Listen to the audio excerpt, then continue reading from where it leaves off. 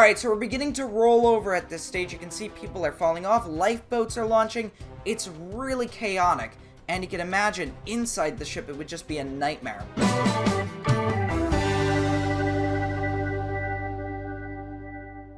Hey guys, welcome back to another episode of Recreating the Disasters. Today, we're focusing on the Asama Maru. So yeah guys, let's get into the video. Alright, so here we have the Asama Maru, and it's looking very green. So Jlkillen, do you want to explain the history of the ship up to this point? Yeah, so the Asama Maru was a Japanese ocean liner that was owned by Nippon Yusen Keisha. The ship was built from 1927 to 1929 by Mitsubishi Shipbuilding and Engineering Co. at Nagasaki, Japan. During a voyage departing from San Francisco on April 1st, 1937, one of the passengers on board the Asama Maru was Helen Keller, carrying a message of goodwill from President FDR. Also in 1937, the Great Hong Kong Typhoon broke the ship from its moorings and pushed it aground, and it caused another ship to strike it.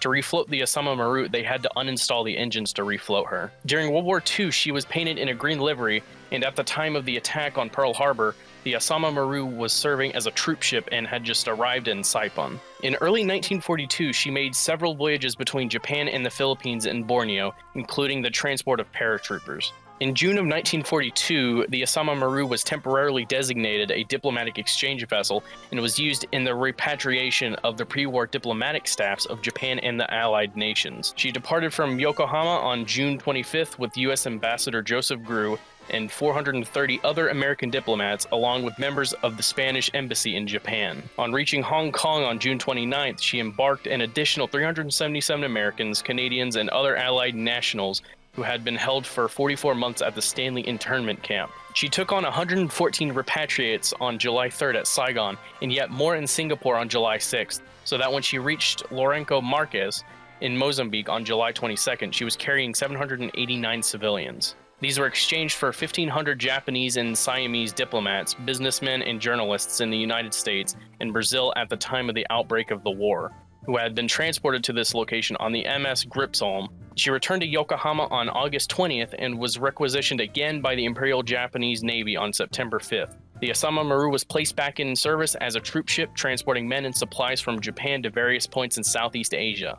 On October 10th, she was assigned to carry 1,000 Allied prisoners of war from Makassar to Nagasaki. This was the first of several voyages to transport Allied prisoners, which would later earn the Asama Maru the description of Hell Ship. In February of 1943, the Asama Maru was fitted with a hydrophone and a rack for 16 depth charges. She narrowly escaped 4 torpedoes fired at her by the USS Sunfish off of Takao on March 10th, but was alerted in time by her hydrophone operator and was able to take evasive action.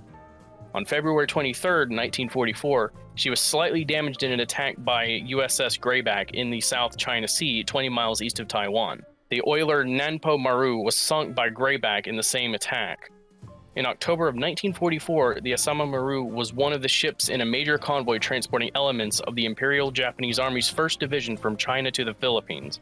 Despite constant attacks by American submarines and aircraft, over 12,000 men were successfully sent to reinforce the Japanese garrison at Luzon prior to the American landings. On the return voyage from Manila to Takao, the Asama Maru embarked 1,383 military and civilian personnel, including survivors of sunken merchant vessels, as well as 170 tons of scrap iron, 80 tons of hemp, and 80 tons of raw rubber and other supplies, which leads us up to where we are right now. Alright, so let's go ahead and let's get out of here. We're going to start moving, and as you can see, here we are on the move. We're going to go slow, and then we're going to slowly ramp it up, and then get up to full speed, because we don't want to be at full speed immediately leaving port. Now, I've got to say, the paint scheme on the ship is very eye-catching. I mean, especially from up close.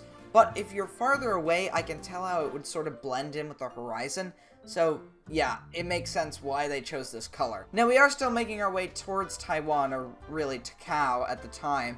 But right now, everything's going pretty good. I mean, we've got a bit of a storm, but the ship is handling like a champ, obviously. You can see it's doing pretty well. Now, Jlkillen, you mentioned this before, and I want to talk about this a little more, sort of so the audience can understand why they were called hell ships. What were the conditions like for the prisoners of war on these vessels?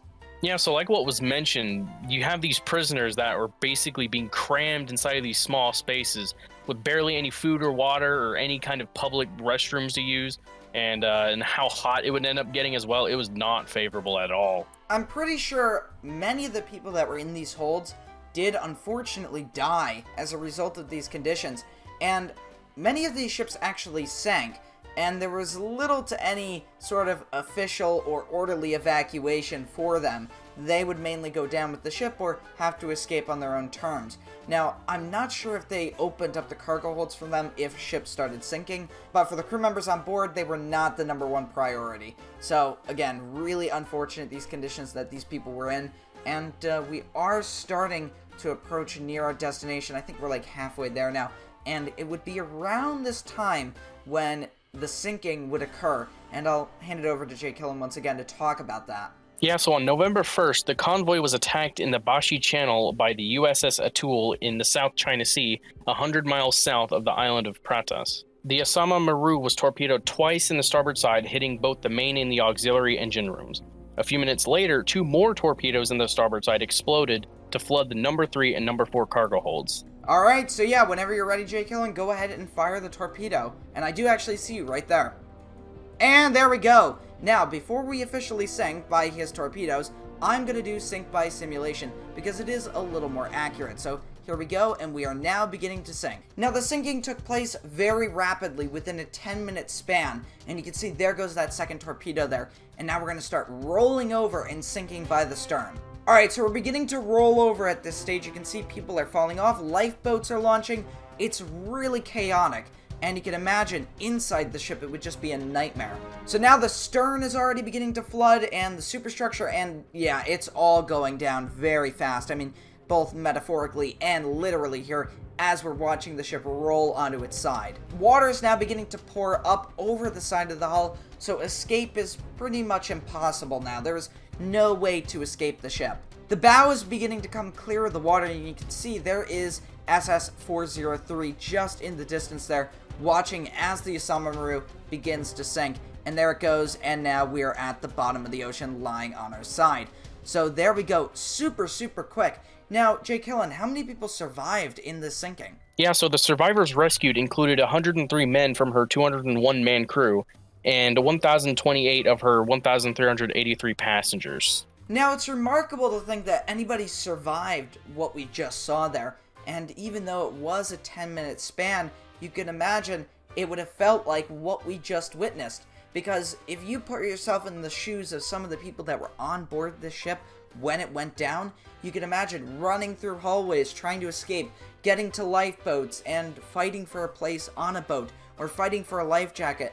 I mean, it would have just been chaos, and you can imagine that there. But yeah, there it is. There is the Asama Maru. We've recreated it in Tiny Sailor's World. If you guys have enjoyed this, make sure to leave a like and a comment, and I'll see you some guys. Goodbye.